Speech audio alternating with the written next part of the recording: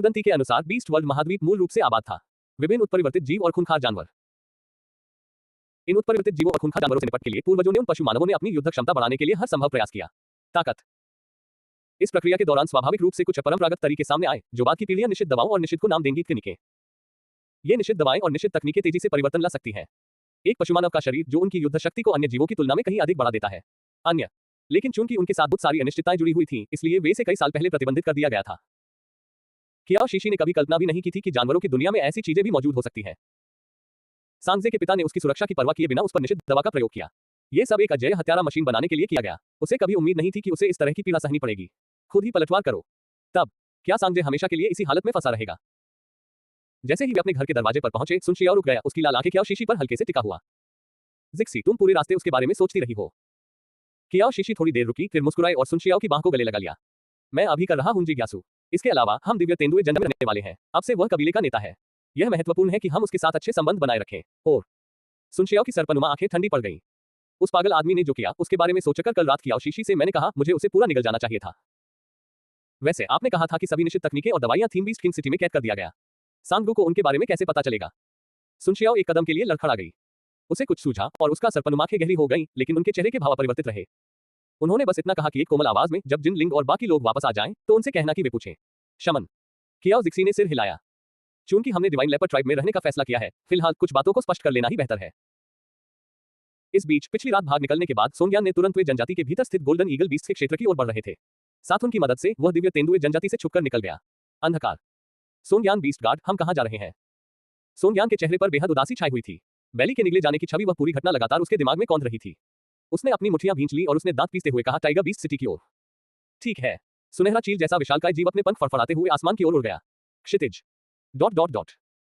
अगले कई दिनों तक जिनलिंग और फेयान शहर के भीतरी इलाके में ही रहे। सांगजे को दिव्य तेंदुआ जनजाति के दैनिक कार्यों का कार्यभार संभालने और प्रबंधन करने में मदद करना। मामले। एक दिन जब कियाओ शीशी शावकों के साथ खेल रही थी, तो उसने ऊपर देखा। जिनलिंग और फेयान सांगजे को साथ लेकर लौट रहे हैं। वे सभी काफी थके हुए लग रहे थे। कियाओ शीशी ने जल्दी से उन्हें बैठने और आराम करने के लिए कहा। हमेशा समझदार रहने वाली सन की आध्यात्मिक जल से उनके लिए थोड़ा पानी लाने गई। वसंत। कियाओ शीशी भी उनके खाने के लिए कुछ सूखा मांस लेकर आए। जिनलिंग ने कियाओ जिक्सी को एक तरफ खींच लिया। मैं आज वापस इसलिए आया क्योंकि सांगजे के पास वह आपको कुछ बताना चाहता है। कियाओ शीशी ने फल का एक टुकड़ा खाया और उत्सुकता से सांगजे की ओर देखा। यह क्या है सांगजे? आप मुझे सीधे सीधे बता सकते हैं। सांगजे ने थोड़ी शर्माते हुए उसकी ओर देखा। जिक्सी, मैं कबीले का हिस्सा नहीं बनना चाहता। नेता। कियाओ शीशी हैरान थी, लेकिन वह जल्दी ही समझ गई। सांगजे का उनका स्वभाव बहुत ही शुद्ध और दयालु है। वे वास्तव में उस पद के लिए उपयुक्त नहीं है। यह आपकी पसंद है और हम सभी इसका सम्मान करते हैं। जिक्सी, मुझे उम्मीद थी कि तुम दिव्य कुल की मुखिया बनोगी। तेंदुआ जनजाति। धड़ाम। कियाओ शीशी इतनी हैरान हुई कि उसके हाथ से फल गिर गया। सांगजे, क्या तुम्हें यकीन है कि तुम मजाक नहीं कर रहे हो? एक प्रमुख जनजाति का मुखिया। क्या आप बस उसे सौंप सकते हैं? किसी और को सौंप दें। सांगजे ने उसकी ओर देखा और बहुत गंभीरता से सिर हिलाया। हाँ, मुझे लगता है कि तुम बहुत बुद्धिमान और सक्षम हो शीशी। मुझे विश्वास है कि आप इसे संभाल सकते हैं। मुझे इस भूमिका के बारे में जानने की उत्सुकता है, इसलिए मैं आपसे पूछने आया हूं कि क्या आप इसके लिए तैयार होंगे? बिल्कुल, मैं तैयार हूं। मैं क्यों नहीं होऊंगा? फिर भी उसने अनजाने में जिनलिंग और अन्य लोगों की ओर देखा। मैं एक हूं आखिरकार, वह इस जीव जंतुओं की दुनिया वाले महाद्वीप में एक बाहरी व्यक्ति ही है। मुझे बहुत कुछ नहीं पता समझना। इतना बड़ा बोझ उठाने का मतलब है कि मुझे जिम्मेदार होना पड़ेगा। इसके लिए जिनलिंग ने कियाओ शीशी की निगाहों में देखा और आंखों में मुस्कान लिए सिर हिलाया। अगर आप कर रहे हैं, यदि आप इच्छुक हैं, तो शीशी, आपको इसे स्वीकार कर लेना चाहिए। लेकिन अगर मैं अच्छा काम नहीं कर पाया तो क्या होगा? हम तो फिर भी आपके साथ रहेंगे। कियाओ शीशी को अचानक कुछ याद आया और उसके चेहरे की मुस्कान जम गई। तब जब मैं सत्ता संभालूंगा तो क्या दूसरे जानवर जैसे इंसान मुझे चुनौती देने आएंगे? रणनीति तो मैं संभाल सकता हूं, लेकिन शारीरिक लड़ाई में मैं बेहद खराब हूं। जिक्सी, जब कोई महिला कबीले की नेता बनती है तो उसकी साथी उसके लिए लड़ सकती है। और से कियाओ शीशी स्तब्ध रह गई। क्या कोई ऐसा नियम है जो इतना अच्छा हो? क्या ऐसा पहले भी हो चुका है? फेयान ने समझाया, कई जनजातियों में महिला कबीले की नेता रही है, लेकिन वे अक्सर उन्हें तरह तरह के कामों से निपटना पसंद नहीं होता, इसलिए वे उन्हें टाल देते हैं। अपने साथियों के सामने अपनी स्थिति स्पष्ट करना। इसके अलावा मादा और उसके नर साथियों के बीच के बंधन के साथ यह ऐसा था जैसे वे वैसे भी अप्रत्यक्ष रूप से उन्हें नियंत्रित कर रहे थे, इसलिए उन्हें इस बात की परवाह नहीं थी कि कौन उन्हें नियंत्रित कर रहा है। उनके पास कबीले के नेता का वास्तविक पद था। कियाओ शीशी ने सांगजे की ओर देखा। सांगजे, क्या तुमने इस बारे में अच्छी तरह सोच लिया है? सांगजे मुस्कुराया और उसके होठों के कोनों पर दो छोटे छोटे डिंपल दिखाई दिए। इससे वह किसी पेस्ट्री की तरह मीठा दिखने लगा। मैंने इस बारे में अच्छी तरह सोच विचार कर लिया है। जब तक तुम तैयार हो शीशी, मैं जाकर सबको बता दूंगा। जनजाति के बुजुर्गों से तुरंत संपर्क करें। मैं तैयार हूँ। ये तो बहुत ही अच्छी बात है। मैं अभी जाकर बड़ों को बता देता हूँ। ठीक है। जिनलिंग खड़ी हो गई। मैं तुम्हारे साथ चलूंगा। हम। जिनलिंग और सांगजे के जाते ही फेयान बेसब्री से उनके बगल में बैठ गई। कियाओ शीशी ने उसे गले लगा लिया और उस पर दो जोरदार चुंबन बरसाए। जिक्सी, हम संभोग कब करेंगे? उसने पूछा। मैं तुम्हारा दोस्त रहा हूं काफी समय हो गया है और मुझे सोते समय तुम्हें गोद में लेने का सुख भी नहीं मिला है। मुझसे ज्यादा दुखी कौन हो सकता है? कियाओ शीशी ने बड़ी बड़ी आंखों से वहां बैठे शावकों पर एक नजर डाली। नाटक के शुरू होने का बेसब्री से इंतजार है। उसने फेयान को शांत करने के लिए एक चुंबन दिया गाल पर। अच्छा बनो, हंगामा मत करो, मैं आज रात तुम्हें ढूंढने आऊंगा। उसकी चालाक आंखें चमक उठी। वास्तव में अगर आपको मुझ पर विश्वास नहीं है तो मैं नहीं जाऊंगा। मुझे आप पर विश्वास है, मुझे आप पर विश्वास है। उसे डर था कि उसकी पशुवत प्रवृत्ति उस पर हावी हो जाएगी और वह कुछ कर बैठेगा। शावकों के सामने यह अनुचित था, इसलिए कियाओ शीशी ने तुरंत खुद को उससे दूर कर लिया। अपनाना, मैं आप लोगों के लिए कुछ स्वादिष्ट बनाने जाता हूँ। फेयान भी खड़ी हो गई। मैं तुम्हारी मदद करूंगा। उसने अभी 2 कदम ही बढ़ाए थे कि तभी एक छोटा सा शरीर उसके पैर से चिपक गया। पिताजी, आप जाए लकड़ियां काटिए। खाना बनाने में फादर सनशियाओ की मदद लीजिए। कियाओ आंग ने अपने पिता के किसी भी तरह से पास आने का पुरजोर विरोध किया। रसोई घर। कियाओ ने पूरी तरह से सहमति व्यक्त की। हाँ हाँ पिताजी, आइए लकड़ियां काटे हमारे पास। अरे इसका क्या मतलब है? तुम्हारे पिताजी बहुत अच्छे रसोई हैं। रात हुई। कियाओ शीशी अभी नहाकर निकली ही थी कि इससे पहले कि वह कुछ समझ पाती, जब वह अपने कमरे में जा रही थी तभी एक अधीर लोमड़ी ने उसे अपने साथ उठा लिया। फेयान कमरे में दाखिल हुई और तुरंत दरवाजा बंद करके ताला लगा दिया। कियाओ शीशी को समझ नहीं आ रहा था कि वह हंसे या रोए। जिक्सी, जब तुम मुस्कुराती हो तो बहुत खूबसूरत लगती हो। फेयान का चेहरा भले ही मनमोहक हो, कियाओ शीशी ने सोचा, लेकिन उसका व्यक्तित्व यह बेहद सरल है। ये तो बिल्कुल बेमेल है, लेकिन मुझे लगता है कि तुम उससे भी ज्यादा खूबसूरत हो। फेयान ने अपनी जानवरों की खाल से बनी कमीज फाड़कर फर्श पर फेंक दी। उसका प्रकाश जैसे ही वह करीब आया, उसकी भूरी आंखों में तीव्र इच्छा का उबाल आ गया। क्या मैं आपको दिखाऊं कुछ और भी खूबसूरत? उसने उसका छोटा सा हाथ पकड़ा और उसे अपने सीने से नीचे की ओर ले गया। हथेली पर पड़ रही झुलसा देने वाली गर्मी से कियाओ शीशी का दिल बेतहाशा धड़कने लगा। उसके गर्म गीले चुंबनों से उसकी रीढ़ में सिहरन दौड़ गई। लेकिन जैसे ही वे पहुंचे, वापसी का कोई रास्ता न होने पर कियाओ शीशी की आंखें खुल गईं। एक ही सहज गति में उसने अपनी बाहों को उसकी कमर के चारों ओर लपेटा, उन्हें पलट दिया और खुद को आराम से बैठा लिया। वह उसकी मजबूत शक्तिशाली कमर पर सवार थी और आंखों में मुस्कान लिए उसे नीचे देख रही थी। फेयान की गोरी त्वचा पर हल्की गुलाबी आभा छाई हुई थी और उसकी मोहक चालाक आंखें वे उसके लिए तरस रहे थे। जिक्सी, आज रात मैं शीर्ष पर हूँ। हम ठीक है। रात के आकाश में काले बादल मंडरा रहे थे। सांगजे आंगन में खड़ी थी, listening to the sounds coming from the room. एक भयानक डरावनी रोशनी चमकी उसकी बेमेल आंखों में। मुझे अचानक स्नो फॉक्स फर कोट खरीदने की इच्छा हो रही है। अध्याय 182। क्या आप चुपके से मेरी निगरानी कर रहे हैं? सांगजे के सामने सुनशियाओ खड़ा था। उसकी आंखें सर्दियों की रात से भी ज्यादा ठंडी थीं। सांगजे के चेहरे पर आलस्य का भाव था। उसकी दुष्ट निगाहें सुनशियाओ पर टिकी हुई थीं। बड़े सांप, मैंने कभी नहीं सोचा था कि तुम छोटी माता को दूसरों के साथ संबंध बनाने की अनुमति दे दोगे। निर्दयी पति, यह आपके विकृत व्यक्तित्व के अनुरूप नहीं है। तुम्हें करना चाहिए पास होना। उन्होंने उन्हें हमेशा के लिए गायब कर दिया। सुनशियाओ की सांप जैसी आंखें बर्फीली बनी रहीं। अभी मैं सबसे ज्यादा यही चाहता हूं कि तुम्हें गायब कर दूंगा। अंधेरी रात में उसके लंबे गहरे लाल बाल एक आश्चर्यजनक आभा की तरह चमक रहे थे। मैंने अगले ही पल लाल और काले रंग के वस्त्र पहने 2 आकृतियां आपस में लड़ने लगी। आंगन। दोनों नर उस छोटे बच्चे को लेकर अपनी कुंठा और दबी हुई नाराजगी निकाल रहे थे। महिला का उनके साथ न होना। कियाओ शीशी ने नींद में ही बाहर हो रहे शोर को सुना। उसने थकी हुई निगाहों से अपनी आंखें खोली। उसने आंखें खोली और खिड़की की ओर देखा। क्या गलत, क्या कुछ हो रहा है? फेयान ने उसके होठों पर संतुष्टि भरा चुंबन दिया, फिर कुशलता से खिड़की बंद कर दी और वापस बिस्तर पर लेट गया। कुछ नहीं है, कुछ नहीं है, बस कुछ चूहे जानवर भोजन के लिए लड़ रहे हैं। ओह। कियाओ शीशी ने इस बारे में ज्यादा नहीं सोचा, अपनी आंखें बंद की और पीछे की ओर लेट गई। सो गया। होस्ट होस्ट, जाग जाओ, जागो। कियाओ शीशी अपने दिमाग में गूंजती आवाज से अचानक जाग उठी। वह करवट बदलकर पलट गई और उसने अपनी आंखें खोली। क्या गलत? जल्दी करो, अंदर आओ और देखो। जल्दी करो, जल्दी करो, जल्दी करो। उस शैतान की चहचहाहट भरी आवाज ने उसे पूरी तरह जगा दिया। वह उस स्थान में प्रवेश कर गई। उसकी चेतना को देखकर उसने उत्सुकता से पूछा, यह क्या है? मेजबान, देखो, आपके शरीर की उत्पत्ति का एक और हिस्सा रोशन हो गया है। हम। कियाओ शीशी की आंखें चौड़ी हो गईं। उसने देखा कि पहले धुंधले पड़े हुए हिस्से का एक और भाग बंजर भूमि में रोशनी फैल गई थी। देखना, बताया तो। जब तक आप अपने शरीर से ऊर्जा को ठीक से अवशोषित करते हैं शुपतियों, आप अपने शरीर की उत्पत्ति को शीघ्रता से सक्रिय कर सकते हैं। कियाओ शीशी ने बचे हुए बंजर इलाके को देखा। फिर मुझे सोना ही पड़ेगा। उनके साथ और अधिक समय बिताइए। जिनसे आपने पहले ही हार्वेस्ट कर लिया है, उनकी सक्रियता गति यह होगी बहुत बहुत धीमा। इसलिए मेजबान, आपके लिए बेहतर होगा यदि आप नई ऊर्जा को आत्मसात कर सकें। एक बार संपूर्ण उत्पत्ति सक्रिय हो गई है, आप अपनी युद्ध शक्ति बढ़ा सकेंगे। कियाओ शीशी ने बंजर भूमि को देखा, जो अभी भी एक छोटे से खेत के आकार की थी। आपका मतलब, यहाँ, ये सही है। कियाओ शीशी उस छोटे से खेत को ध्यान से देखती रही। मैं समझता हूँ। कियाओ शीशी ने दुकान में बीजों का पेज खोला। अब जब उसके पास अधिक जमीन थी, उसे इसका सदुपयोग करना होगा, अन्यथा यह व्यर्थ हो जाएगा। ये पुलांग घास क्या है? इसके उपयोग सूजनरोधी और जीवाणुरोधी, मुख्यतः हाथों के फ्लोरा असंतुलन को नियंत्रित करने और वायरस को नष्ट करने के लिए उपयोग किया जाता है। एक या इन बीजों के पैकेट की कीमत सचमुच 100 पॉइंट्स है। यह इतना महंगा क्यों है? उसने देखा कि अन्य बीजों में से सबसे महंगे बीज की कीमत भी 20 से अधिक नहीं थी। अंक। पुलन घास अत्यंत प्रभावी है और कई बीमारियों का इलाज कर सकती है, इसीलिए कीमत अधिक है। आप भी कुछ पौधे क्यों नहीं लगाते? अगर आप इसे आध्यात्मिक झरने के जल से सींचें, यह महज 3 दिनों में पक जाएगा। अगर हम बीमार पड़ जाएं, तो क्या कियाओ अपनी क्षमता से हमें ठीक नहीं कर सकती? मेजबान, शावक, कियाओ की क्षमता केवल 3 स्टार है। कई बीमारियां हैं, वह शायद इलाज करने में सक्षम न हो। कुछ दवाइयां साथ रखना कभी भी बुरा विचार नहीं होता। उपलब्ध जड़ी बूटियां। कियाओ शीशी ने इस बारे में सोचा और उसे लगा कि उस शैतान की बात में दम है, इसलिए उसने अदला बदली कर ली। बीजों के लिए 100 अंक। अब उसके पास 2400 अंक शेष थे। पुलांग घास के बीज बोने के बाद कियाओ शीशी बिस्तर से उठी। यह अजीब था। हालांकि कल रात वो और फेयान खूब मस्ती कर रहे थे, कमर में हल्के दर्द के अलावा आज वह बिल्कुल ठीक महसूस कर रही थी। क्या ये भी हो सकता है? क्या इसका संबंध उसके शरीर की उत्पत्ति के सक्रिय होने से है? जी हाँ होस्ट, आपके शरीर की मूल शक्ति जितनी अधिक सक्रिय होगी, आपका स्वास्थ्य उतना ही बेहतर होगा। शारीरिक स्थिति में सुधार होगा। कई मामलों में आप स्वयं ही मरम्मत कर सकेंगे। जल्दी से। कियाओ शीशी के चेहरे पर उदासी छा गई। मुझे बताओ, क्या तुम चुपके से मेरी निगरानी कर रहे हो? कभी कभी उस शैतान ने विरोध जताया। मैं कसम खाता हूँ, कदापि नहीं। मेरे पास पेशेवर नैतिकता है। आपको पता है, कियाओ शीशी को इससे बहस करने की कोई परवाह नहीं थी। जैसे ही उसने समाप्त किया, कपड़े पहनते हुए फैन ने दरवाजा धक्का देकर खोला और अंदर चली गई। तुम थोड़ी देर और क्यों नहीं सो रहे हो? मुझे अब थकान नहीं होती। शावक कहाँ है? वे सभी आंगन में खेल रहे हैं। सुनशियाओ शहर के भीतरी इलाके में चली गई। कियाओ शीशी थोड़ी असमंजस में थी। सुनशियाओ शहर के भीतरी इलाके में क्या कर रही है? फैन ने नाक से कोड़ी। दिव्य तेंदुए जनजाति के वे बूढ़े लोग ऐसा नहीं करेंगे। वह आपके कबीले का नेता बनने के लिए सहमत हो गया है, इसलिए सुनशियाओ इसकी जांच करने गया था। कियाओ शीशी को इससे ज्यादा हैरानी नहीं हुई। इतने बड़े संगठन के लिए ये कभी आसान नहीं था। जनजाति को नेताओं को बदलने की जरूरत है। हमें थोड़ी देर में जाकर देखना चाहिए। फैन ने अपनी मुठ्ठियां भींच ली। हाँ, अगर वे आत्मसमर्पण नहीं करते हैं तो हम उन्हें तब तक पीटेंगे जब तक वे करते हैं। जब वे जाने ही वाले थे तो कियाओ शीशी ने दुविधा में पड़कर शावकों की ओर देखा। वह उन्हें घर पर छोड़कर जाना सुरक्षित नहीं लग रहा था, लेकिन उसे डर था कि अगर वह उन्हें साथ ले जाती तो मुसीबत खड़ी हो जाती और वह उनकी देखभाल नहीं कर पाती। उन्हें, माँ, आप और पिताजी फैन जा सकते हैं। मैं अपने पालतू जानवरों की अच्छी देखभाल कर सकता हूँ। छोटे भाई और बहन, सांकी ने आगे बढ़ते हुए और अपने छोटे भाई को थपथपाते हुए कहा। आत्मविश्वास से भरी छोटी छाती।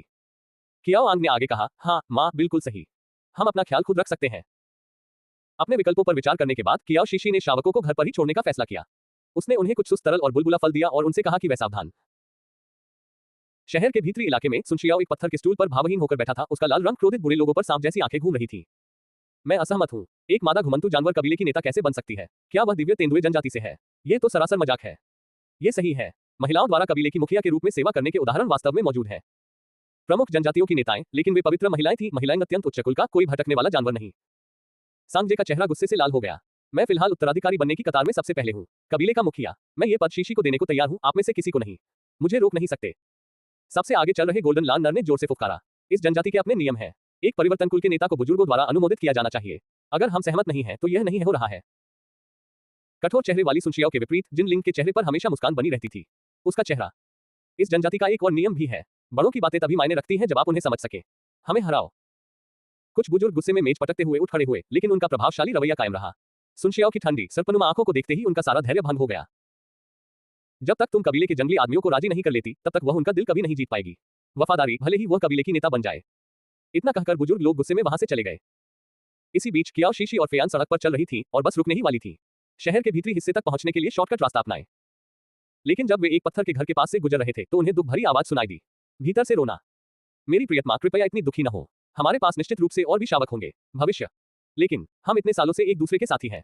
आखिरकार मैं गर्भधारण करने में सफल हो गई यह शावक, और अब वो अचानक ही चला गया। वाह। सांस। मैं पहले जाकर शावक को आराम से लिटा देता हूँ। पत्थर के घर का दरवाजा खुला और एक पुरुष जिसके सिर पर हिरण के 2 सींग थे अंदर आया। उसका सिर बाहर निकल आया। उसके चेहरे पर कड़वाहट थी और उसने एक गठरी पकड़ रखी थी। पशु की खाल। ध्यान से देखने पर अंदर एक छोटा शावक दिखाई देता था, जिसका चेहरा पीला सा दिखने वाला, मानो उसने सांस लेना ही बंद कर दिया हो।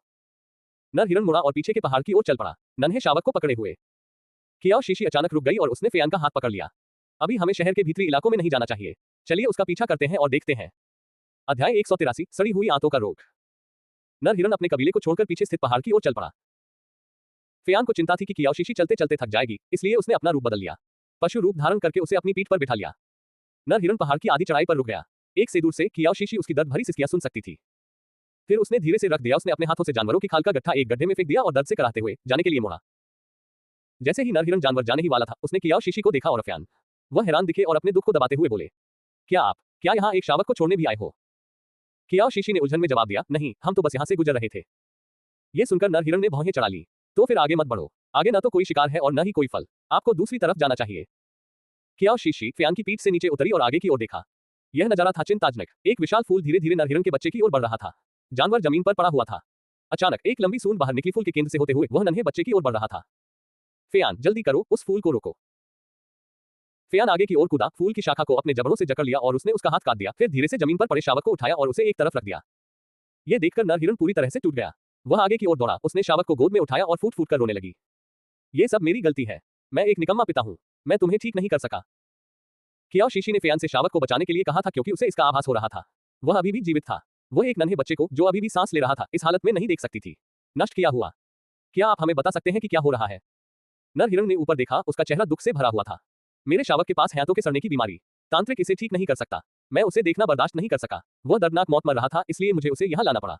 मांसाहारी फूल को खाने देने के लिए उसे। कम से कम इस तरह से उसकी पीड़ा इतनी अधिक नहीं होगी। जैसे ही फैयान ने सड़ने वाली आंत की बीमारी के बारे में सुना, उसका चेहरा पीला पड़ गया। चेहरा। उसने दया भरी नजरों से नर हिरण की ओर देखा। उन्होंने कियाओ शीशी को समझाया, आंत सड़ने की बीमारी एक आम बीमारी है। कबीलों में शावक, ये हर साल फूलों के खिलने के समय सबसे अधिक प्रचलित होता है। पिछले कई वर्षों में सिल्वर ट्राइब के कई शावकों की इस बीमारी से मौत हो चुकी है। इस सड़ती आंत की बीमारी को बेहतर ढंग से समझने के लिए कियाओशिशिउस ने तुरंत अपने सिस्टम के स्प्राइट को बुलाकर पूछा, स्प्राइट, सड़ती आंत की बीमारी क्या होती है? रोगजनक आंत रोग एक आंतों की बीमारी है जिससे शावक बहुत प्रभावित होते हैं। अतिसंवेदनशील करने के लिए शुरुआती चरणों में शावकों को दस्त की समस्या होगी। मध्य अवस्था में उनके मल में खून आने लगेगा।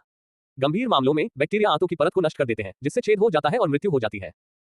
क्या इसका कोई इलाज नहीं है? बिल्कुल है, होस्ट। आज सुबह आपने जो पुलांग घास लगाई थी वह, इसका इलाज करो। क्या यह महज एक संयोग है? कियाओशिशी को संदेह हुआ। हे, ये वाकई इतना ही संयोग है, होस्ट। देखना, आपने अभी अभी पुलांग लगाया है, आज सुबह घास उगी थी और अब आपके पास इसका इस्तेमाल करने का मौका है। इस बीमारी के सामने तो तांत्रिक भी बेबस हैं। उच्च स्तरीय उपचार कौशल से इसका इलाज हो सकता है, लेकिन पूरे जानवर में ऐसे लोगों की संख्या गिनी जा सकती है। दुनिया में 2 हाथ हैं और दिव्य तेंदुआ जनजाति के पास कोई हाथ नहीं है। अगर आप इसे ठीक कर सकते हैं तो डिवाइन लेपर्ड ट्राइब में आपकी प्रतिष्ठा निश्चित रूप से बढ़ जाएगी। आसमान छू जाएगा। आज तुम कुछ ज्यादा ही बातूनी हो रहे हो। स्प्राइट 2 सेकंड के लिए थोड़ा शर्मिंदा होकर चुप हो गया, फिर उसने कहा, हंसमुख मुस्कान के साथ, मैं बस अपने मेजबान को शिक्षित कर रहा हूं, बस इतना ही। क्या यह बीमारी संक्रामक है? हाँ, ये लार के माध्यम से फैलता है, लेकिन ज्यादातर सिर्फ शावकों के बीच ही फैलता है। वयस्क पशुमानव आमतौर पर अप्रभावित रहते हैं। ठीक है, अब मुझे आंत सड़ने की बीमारी का विस्तृत विवरण दीजिए, विशिष्ट लक्षण, बीमारी की प्रगति और उठाए जाने वाले कदमोपचार के तरीके। आपको यह मिला? जिक्सी। कियाओशिशी ने फेयान की ओर मुड़कर देखा, जो उसे हैरानी भरी निगाहों से देख रही थी। अभिव्यक्ति, उसने अपनी आवाज धीमी करते हुए कहा, मैं सिस्टम से पूछ रही हूं कि कैसे आंतों की सड़न की बीमारी का इलाज करें। फेयान स्तब्ध रह गई। वह जानता था कि सिस्टम कियाओशिशी को अजीबोगरीब काम देता है, लेकिन उन्हें इस बात का बिल्कुल भी अंदाजा नहीं था कि यह बीमारियों को ठीक करने में भी सक्षम है। हिरण के इस शावक की बीमारी अंतिम अवस्था में होनी चाहिए। इसकी स्थिति गंभीर है। इसका तुरंत पुलांग घास से उपचार करना आवश्यक है, अन्यथा ये ठीक नहीं हो पाएगा। ये कल तक चलेगा। लेकिन मैंने इन्हें आज सुबह ही लगाया है। क्या उन्हें परिपक्व होने में 3 दिन नहीं लगते? मेजबान, सिस्टम में सूखी पुलांग घास उपलब्ध है। अगर आपको जल्दी है तो आप इसके लिए पॉइंट्स एक्सचेंज कर सकते हैं। कियाओशिशी ने झटपट दुकान का पेज खोला। उसे वाकई सूखा हुआ मिला पुलांग घास। 500 ग्राम के लिए 100 पॉइंट्स लगते थे। उपयोग के अनुसार, निर्देशों के अनुसार 500 ग्राम 10 खुराक के लिए पर्याप्त था। शावक को बचाने के लिए कियाओशिशी ने अदला बदली की। जैसे ही कियाओशिशी ने स्प्राइट से अपनी बातचीत समाप्त की, उसने देखा कि नर हिरण एक बार फिर अपने शावक को उठाकर आगे की ओर बढ़ जाता है। पर्वत, मांसाहारी फूल, मानो उसे भोजन की गंध आ गई हो, इसने एक बार फिर अपने केंद्र से अपनी भुजाओं को फैलाया।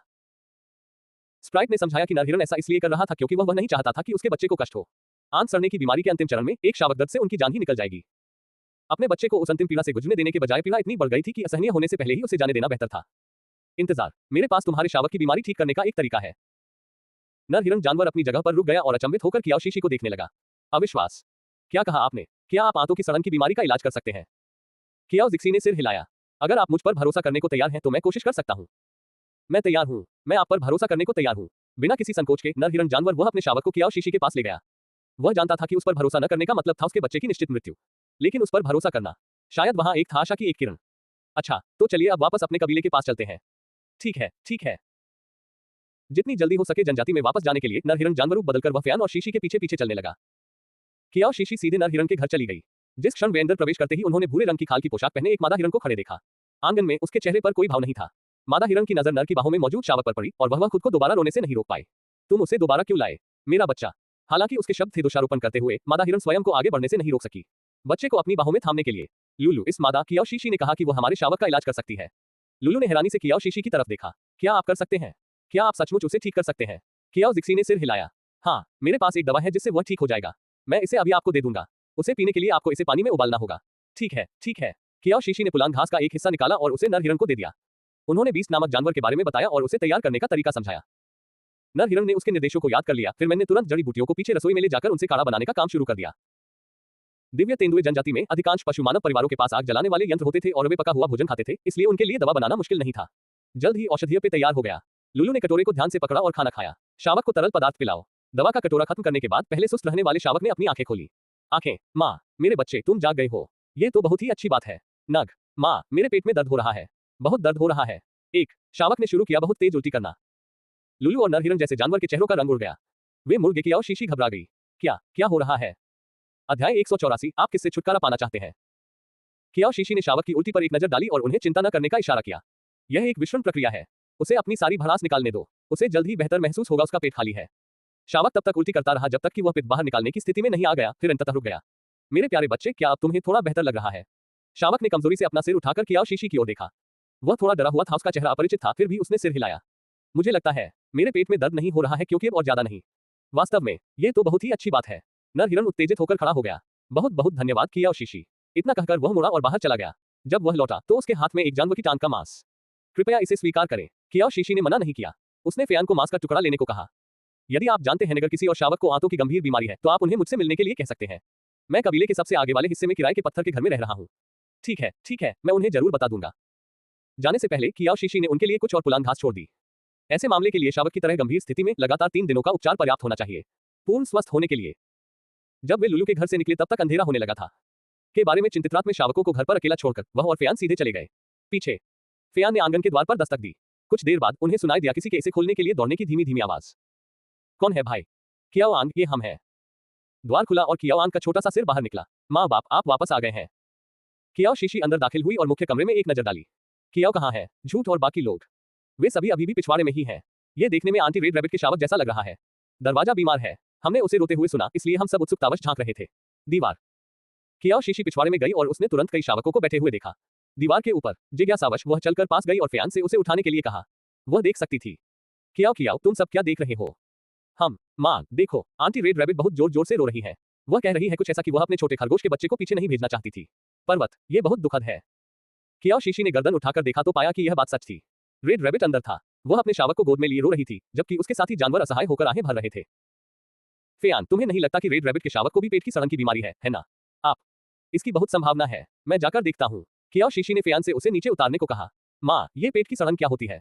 कियाओ जिक्सी को नीचे उतरते देखकर कियाओ अनुसरण करना चाहता था। यह एक जानलेवा बीमारी है और यह संक्रामक है। आप नहीं जा सकते। अच्छे बनो और प्रतीक्षा करो, मैं यहाँ माँ के वापस आने का इंतजार कर रही हूँ। ठीक है। कियाओ शीशी ने जल्दी से रेड रैबिट के आंगन के गेट पर दस्तक दी। इसे खोला गया उसके हुआ बाव पशु मानव साथी लूनन द्वारा। ये कियाओ शीशी है, उसने कहा। कियाओ शीशी ने कहा, मैंने लाल खरगोश के रोने की आवाज सुनी और पूछना चाहा कि क्या हुआ है। घटित। लूनन ने दुख भरी आह भरी। हमारे दोनों शावकों को आंतों की गंभीर बीमारी हो गई है। हमें डर था कि उन्हें बहुत दर्द हो रहा है, इसलिए हम उन्हें भेजना चाहते थे। पीछे पहाड़ है, लेकिन हमारी महिला इसे बर्दाश्त नहीं कर सकती। तो ऐसा ही है, कियाओ शीशी ने सोचा। चिंता मत करो, मैं इस बीमारी का इलाज कर सकता हूँ। मैं दवा बनाऊंगा और ले आऊंगा थोड़ी देर में। क्या आप इसे ठीक कर सकते हैं? कियाओ जिक्सी ने सिर हिलाया। समय बर्बाद न करते हुए वह सीधे घर चली गई दवा बनाने के लिए। जब दवा तैयार हो गई तो कियाओ शीशी उसे उनके पास ले आई।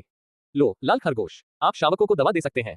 रेड रैबिट को कियाओ शीशी की बातों पर पूरा भरोसा था। बिना किसी झिझक के उसने तुरंत दवा दी गई। हिरण के बच्चे की तुलना में 2 बीमार खरगोश के बच्चे बेहतर स्थिति में थे। पहले से दवा का सिर्फ एक कटोरा खाने के बाद ही उनका मनोबल स्पष्ट रूप से बढ़ गया और उन्होंने पेट दर्द के बारे में रोना बंद कर दिया।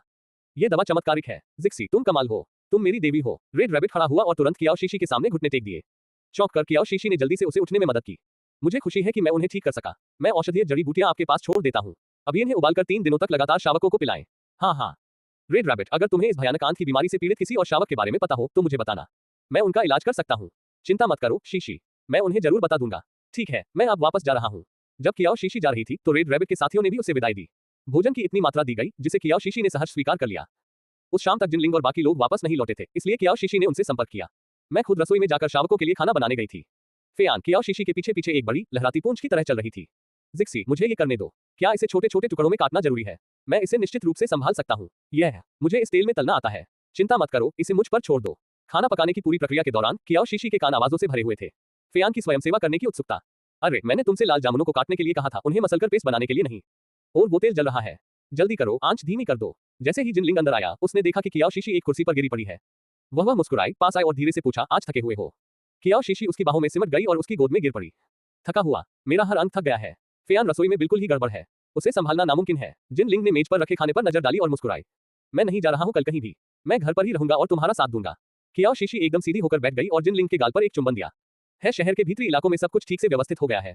सुनशियाओ वापस क्यों नहीं आई? तुम्हारे साथ। जिनलिंग की सुनहरी आंखों में एक पल के लिए प्रकाश की एक झलक दिखाई दी।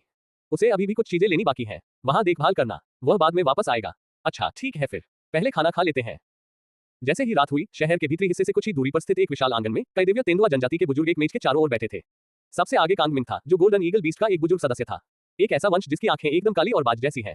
उन्हें सबसे अधिक प्रतिष्ठा प्राप्त थी। वहां मौजूद सभी बुजुर्गों के बीच कैंगमिंग का चेहरा ठंडा और गंभीर था और वह कुछ देर तक चुप रहा। लंबे समय तक। कैंगमिंग, अगर वे उस मादा वांडरिंग बीस्ट को कबीले का सदस्य बनाने पर अड़े रहते हैं तो नेता, आपके विचार से हमें क्या करना चाहिए? कैंगमिंग की आंखों में एक ठंडी जानलेवा चमक कौंध गई। एक मरा हुआ जानवर नहीं कर सकता कबीले का नेता बनो। ये सुनकर अन्य बुजुर्गों के चेहरे बदल गए। एल्डर, वह एक महिला है।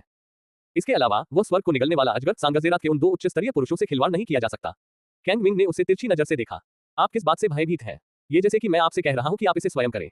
वह बस एक छोटी सी बच्ची है। अगर हम चाहें उससे छुटकारा पाने के लिए मेरे पास कई तरीके हैं। चरमराहट। कसकर बंद लकड़ी का दरवाजा अचानक हवा के एक झोंके से खुल गया।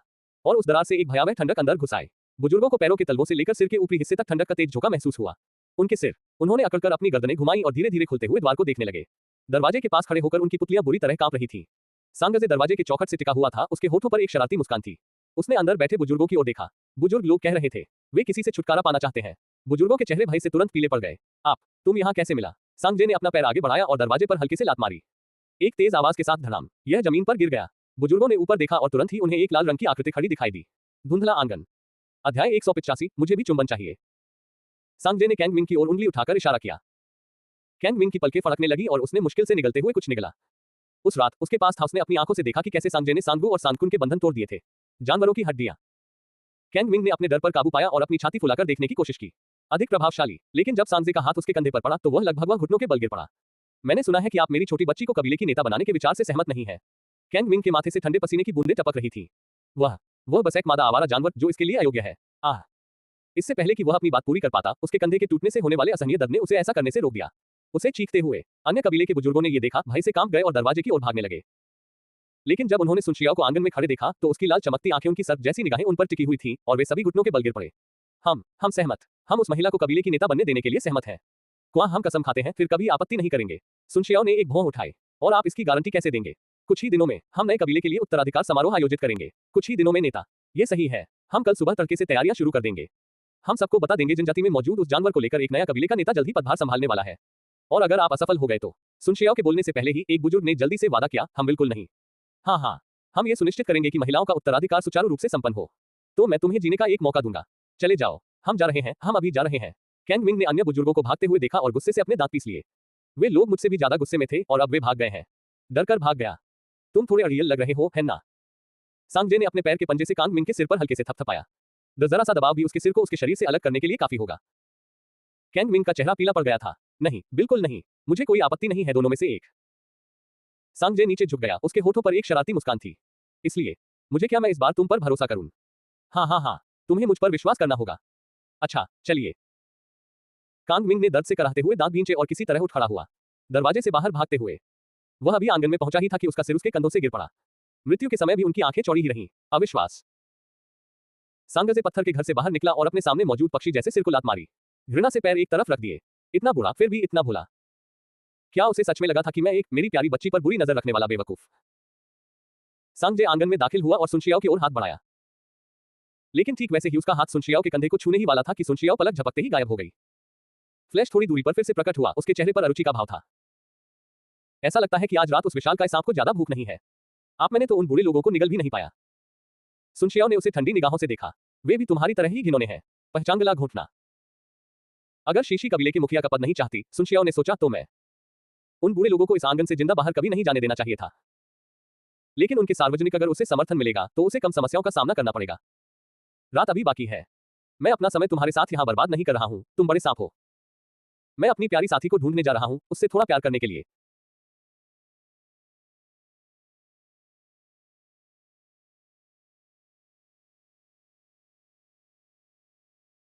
हवा में उठी और तभी लाल रंग की एक तेज रोशनी से वह छट गई।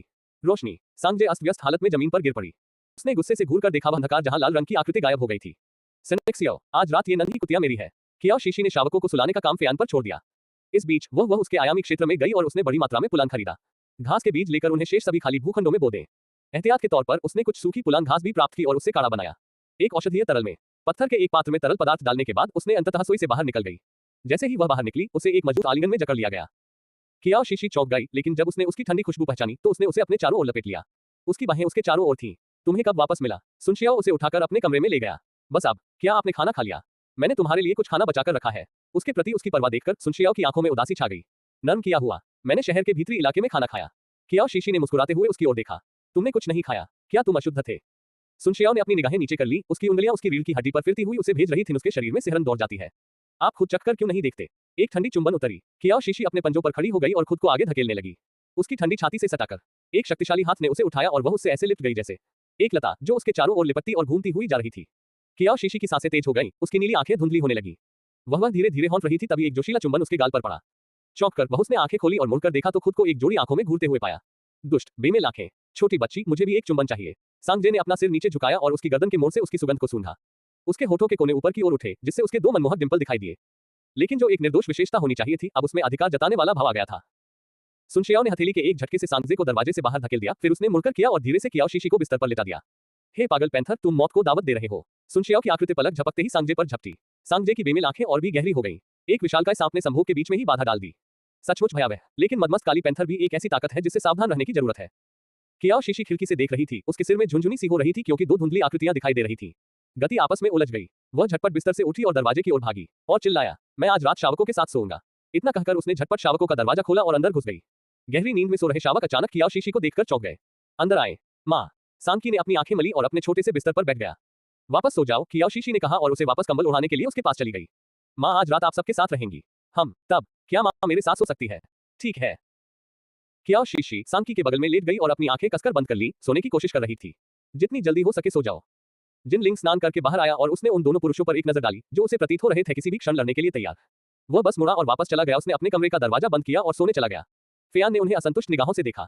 अगर मुझे पता होता कि ऐसा होने वाला है, अगर ऐसा होता तो मैं शीशी को खुद ही अपने कमरे में ले जाता। एक बार लोमड़ी को मांस का स्वाद मिल जाए तो वह इसे हर दिन खाना चाहती है। माँ उठो। क्या बात है संकी? कियाओ शीशी ने करवट बदलते हुए और एक आंख खोलते हुए कुछ बुदबुदाया।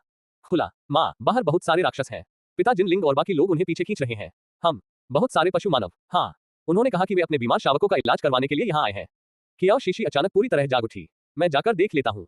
कियाओ शीशी उठकर बैठ गई। जैसे ही वह कपड़े पहनने वाली थी, जिनलिंग अंदर आ गई। साफ चमड़े की स्कर्ट ले जा रही है। फेयान ने मुझे बताया था, जिनलिंग ने कहा, उसके हाथ उसे कपड़े बदलने में मदद करने में व्यस्त थे कि आपके पास आंतों की सड़न की बीमारी का इलाज है। कियाओ जिक्सी ने सिर हिलाया। हाँ, मुझे अभी अभी पता चला है कि इस बीमारी ने मेरी जान ले ली है। इतने सारे शावकों की जिंदगियां। चूंकि मैं कबीले का नेता बनने जा रहा हूँ, इसलिए मैंने सोचा कि यह सही समय है। जनजाति के लिए कुछ करना मेरा कर्तव्य है। अच्छा, चलिए नीचे जाकर देखते हैं। अध्याय 185, मुझे भी चुंबन चाहिए। सांगजे ने कैंग मिंग की ओर उंगली उठाकर इशारा किया।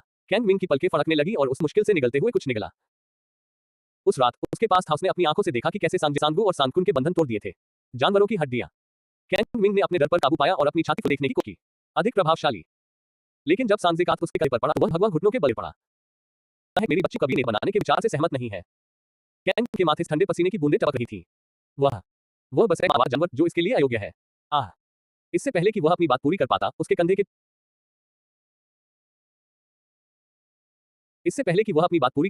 कंधे के टूटने से होने वाले असहनीय दर्द ने उसे ऐसा करने से रोक दिया।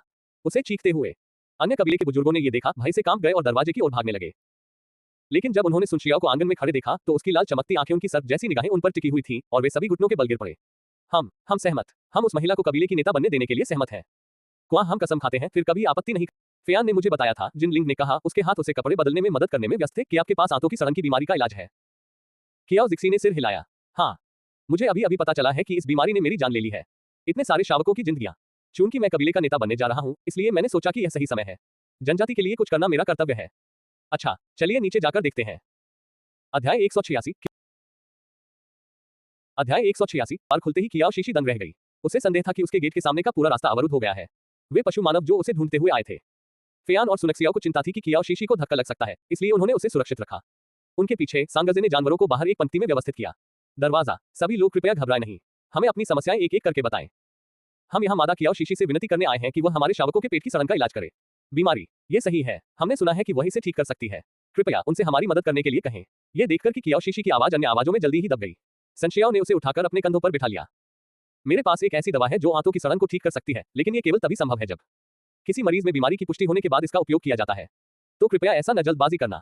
मैं किसी भी तरह की सलाह देने से पहले हर मामले का व्यक्तिगत रूप से निदान करूंगा। दवाई। कियाओ शीशी की बातें सुनकर चिंतित जानवरों की भीड़ शांत हो गई। घर में जगह सीमित होने के कारण सांगजे ने अपेक्षाकृत विशाल और खुला कमरा ढूंढ लिया। उस जगह पर जाकर एक मेज, कुर्सियां और स्टूल रख दिए। वहां से गुजर रहे जानवरों जैसे दिखने वाले लोगों ने खुले मैदान में जमा हुई विशाल भीड़ को देखा और वे बेहद जिज्ञासु थे। क्या चल रहा है? वहां इतने सारे लोग क्यों हैं? आपने नहीं सुना? कियाओ शीशी नाम की एक विदेशी मादा पशु आई है। जनजाति। वह सचमुच पेट की गंभीर बीमारी का इलाज कर सकती है। खबर सुनने के बाद बहुत से पशुमानव अपने शावकों को उससे मिलने के लिए ले गए हैं। सवाल पूछने वाले पशुमानव चौंक गए। उनके अनुभव में सड़ी हुई आंतें बीमारी एक लाइलाज बीमारी थी। अगर कोई ठीक भी हो जाता तो भी यह केवलेश्वर के आशीर्वाद से। अब कोई उन्हें यह बता रहा था इस बीमारी का इलाज संभव है। क्या कियाओ शीशी नाम की यह महिला स्वयं पशु देवी हो सकती है? खुले मैदान में अधिकाधिक पशु मानव एकत्रित होते चले गए। कियाओ शीशी के पास नहीं था फैन और अन्य लोगों को सूखी पुलांग घास देने के अलावा कोई विकल्प नहीं था और उसने बताया उन्हें वापस जाकर इसे बनाने और यहां लाने के लिए कहा गया। आंतों की हल्की फुल्की समस्याओं के लिए पुलांग घास के रस का एक कटोरा पर्याप्त होता है। पूर्ण रूप से ठीक होने के लिए यह पर्याप्त था। अधिक गंभीर मामलों में इसे पीना आवश्यक था 3 दिन। इसी बीच जनजाति के भीतरी शहर के पीछे एक दूरस्थ आंगन में कई कबीले बुजुर्ग लोग बिस्तर पर लेटे हुए पीले चेहरे वाले संगू को दयनीय निगाहों से देख रहे थे। कुलपति, हमें बताएं कि इस बारे में क्या करना चाहिए। क्या हम सचमुच ऐसा होने देंगे? एक विदेशी हमारे दिव्य तेंदुए कबीले का मुखिया बनेगा। जी हाँ, कबीले के नेता। सांगजे उसकी रक्षा कर रही है और उसके शक्तिशाली साथी भी। पशु मानव साथी, आपको अंदाजा भी नहीं है, उन्होंने तो कांग मिंग को भी मार डाला। वंश नेता, आपको जल्द से जल्द कुछ सोचना होगा। अगर आपके पास भी कोई समाधान नहीं है कबीले के नेता, तो हमारे पास कोई विकल्प नहीं बचेगा, लेकिन उसे नया कबीले का नेता बनने देना चाहिए।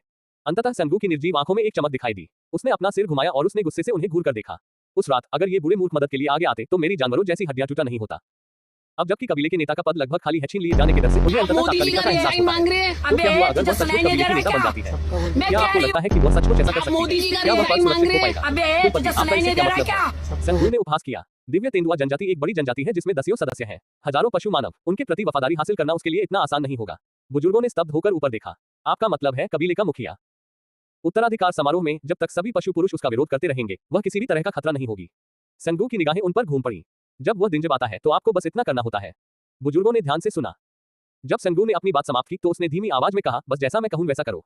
सब कुछ नियमों के अनुसार किया जाएगा। मैं इनकार करता हूं, उनका मानना है कि वे कबीले के हर एक जानवर को मार सकते हैं। हाँ। बुजुर्गों के जाने के बाद किंगली ने दरवाजा धक्का देकर खोला और अंदर चली गई। किंगली को देखकर सांगू ने अपना चेहरा दूसरी ओर मोड़ लिया। उसके चेहरे पर पीड़ा के भाव थे। वह अपने क्षतिग्रस्त शरीर के साथ अपनी प्रिय महिला स्वामी का सामना नहीं कर सका। किंगली पलंग के पास गई और असहाय होकर आह भरते हुए बैठ गई। मैंने तुम्हें तब भी बताया था कि सांगजे की प्रतिभा अपार थी, कि वह पहले से ही दिव्य तेंदुआ जनजाति को और अधिक ऊंचाइयों तक ले जाने में सक्षम है। ताकत, लेकिन आप इसे स्वीकार करने को तैयार नहीं थे। आपने उसे पलटने पर जोर दिया इस मामले में। राक्षस, और अब तुम अपंग हो गए हो और संकुन भी अपंग हो गया है। बहुत। सांगू ने धीरे से अपना सिर घुमाया। उसकी निगाहें भारी थी जब उसने किंगली को देखा। मलिक, क्या आपको लगता है यह काम सिर्फ मैं ही कर रही थी? किंगली ने स्तब्ध होकर उसकी ओर देखा। आपका क्या मतलब है? क्या आपको लगा कि मैं ही अकेला ऐसा व्यक्ति था जो चुपके से उन प्रतिबंधित दवाओं का इस्तेमाल कर रहा था? करना आपको पता है मुझे ये फॉर्मूला किसने दिया था? किंगली ने अपना सिर हिलाया। क्या वह जादूगर नहीं था?